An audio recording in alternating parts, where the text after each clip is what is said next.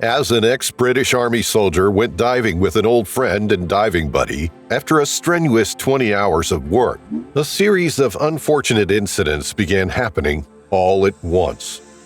Mġarr Ix-Xini is a lovely bay located near Għajnsielem to the southwest, Xewkija and Sannat to the southeast, on the charming Maltese island of Gozo.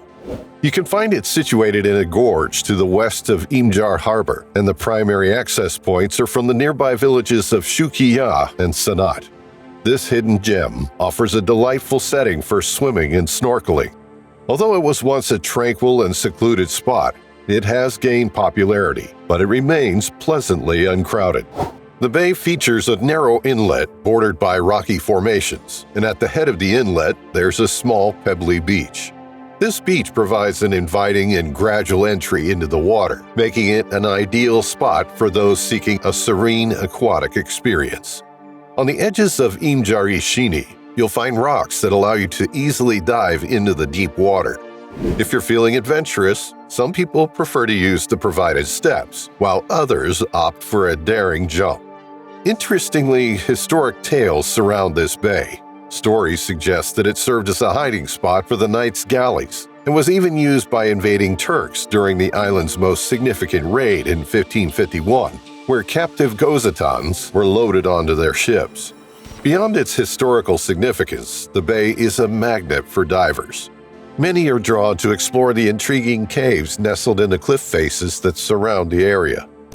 Gouchi, born on September 3, 1985, embodied sincerity, energy, and a spirit of adventure.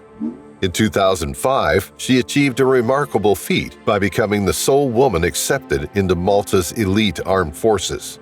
Overcoming a knee injury during basic training, Christine's resilience shone through, and she successfully completed her recruitment after a determined recovery.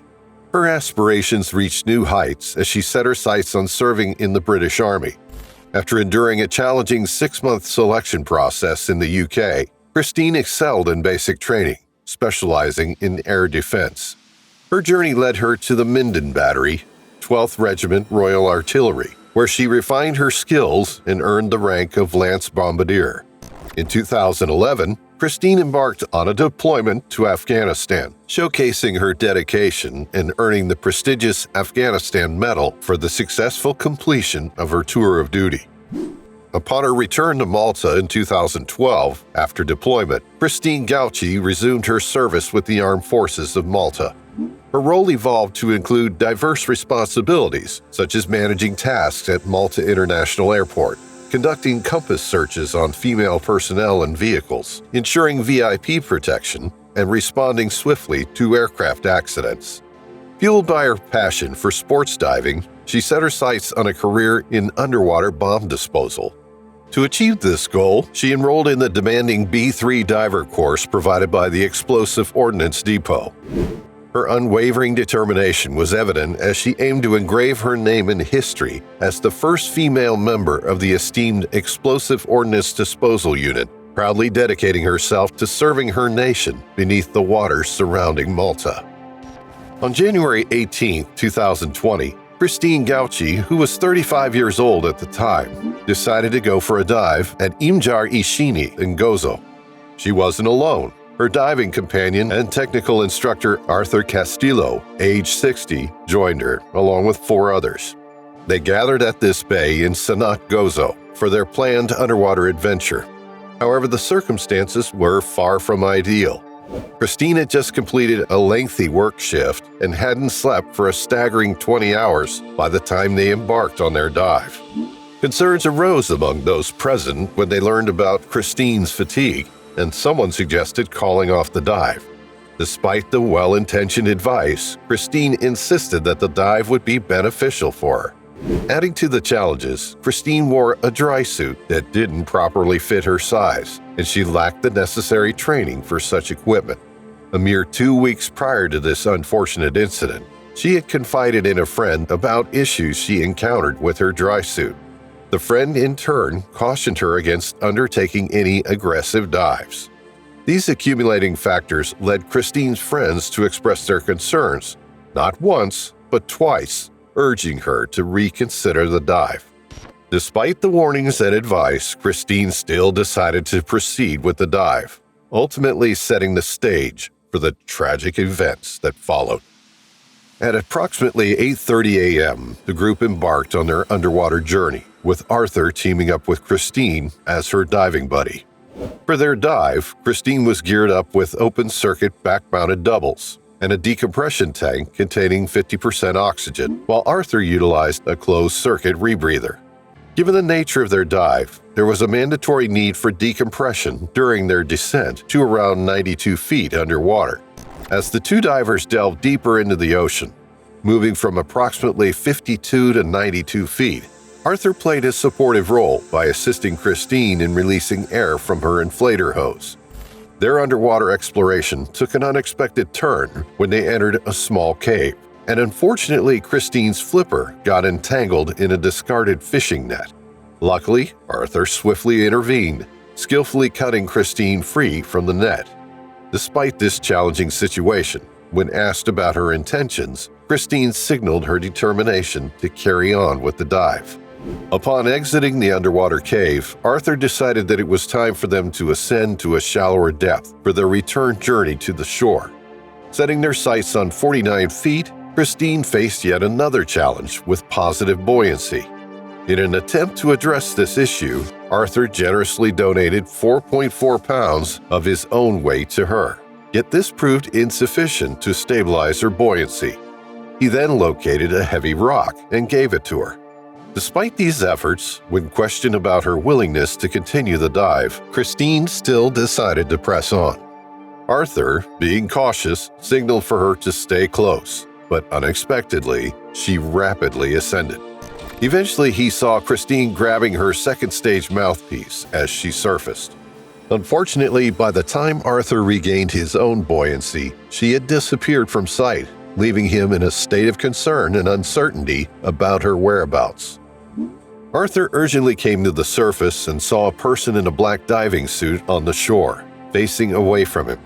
Initially, he thought it was Christine, but it turned out to be another diver. After waiting for 5 minutes and not finding her, they called the emergency number 112 and initiated a search. Sadly, they discovered Christine in the water near the rocks, with bloodshot eyes and foaming at the mouth. Despite being transferred to a rescue boat, she didn't survive.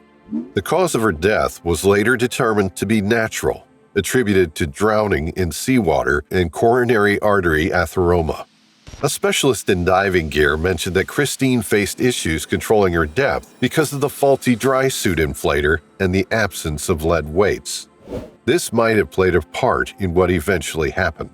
Despite this unfortunate incident, her diving partner, Arthur, was accused of unintentionally causing her death. During the trial led by Magistrate Simone Gretsch, the court asserted that the prosecution needed to prove a connection between Arthur's actions and Christine's demise. After reviewing all the presented evidence, the court concluded that Arthur had indeed been negligent. Their argument centered on the fact that throughout the dive, several signs indicated Christine's buoyancy problems, yet the dive continued. Even though Arthur typically helped Christine as part of his responsibility, it was determined that he fell short in the end. This happened because he assumed she was heading back to the shore after coming up to the surface. It was found that the last time he saw her, she embraced a nitrox 50% deco cylinder, but he didn't make eye contact or check her air supply. Additionally, there was a difference in their breathing systems. Arthur had a closed-circuit rebreather, while Christine's supply was finite and varied. This difference persisted during the entire dive and had an impact on the final result. The court noted that at the 77th minute of the dive, Arthur made several assumptions without properly communicating with his buddy, Christine. Despite Christine being a diving instructor, the court emphasized that it didn't excuse Arthur from his responsibilities. They pointed out that he assumed too much, especially considering the challenging nature of the dive for Christine. According to Magistrate Gretsch, this unfortunate incident could have been easily avoided if Arthur had been more cautious. However, the court also acknowledged contributory negligence on Christine's part. She was tired from a long work shift, insisted on diving, wore an ill-fitting dry suit she wasn't trained for, and continued despite buoyancy issues. Nevertheless, Arthur was not excused. The court declared him guilty and sentenced him to a 2-year jail term, suspended for 4 years, and imprisonment wasn't deemed necessary. He was also instructed to cover 2/3 of court expert expenses, totaling €1,114.55. Recently, Arthur's conviction stirred concern within the Maltese scuba diving community, sparking fears that it might encourage divers to go without buddies, potentially harming Malta's dive tourism. However, on February 22nd, the Court of Criminal Appeal overturned Arthur's criminal responsibility for Christine's death. The court ruled that he had done everything reasonably expected in the circumstances. Justice Herrera stated that Arthur had not been negligent and emphasized that the arterial narrowing found during Christine's autopsy was unforeseeable. The court also pointed out that Arthur, who assisted Christine multiple times during the dive, might have suffered 2 fatalities, himself included, if he had tried to follow her in the rapid ascent. We would like to thank you for watching this video. If you enjoyed watching, take a dive on the like and subscribe buttons and hit the bell icon so you get notified when we come back with another exciting diving story.